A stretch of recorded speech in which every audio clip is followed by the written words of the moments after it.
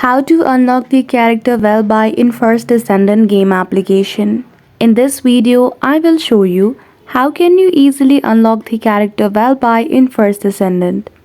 So without any delay, let's get into it. For that, firstly, the first way you can get Valby is simply by purchasing her using caliber. This will set you back to a hefty 600 caliber, which is significant amount, especially in the early game. If you do have enough, though, you just head to the store and purchase her. However, if you are into the grind and would rather play the game in order to secure some new character, you can do that and you won't need to add any real world fund into your account.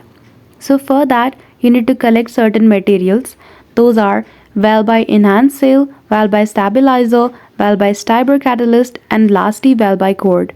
In order to get all those material, you need to achieve all these things listed below. Now, once you have gathered all the things above, simply head back to Analysis and extend them for the Valby.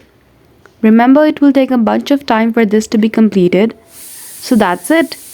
That is how easily you can get the character Valby on First Descendant. So I hope you found this video helpful. If you did, don't forget to give it a thumbs up and subscribe to our channel for such tutorial. Thank you for watching till the end.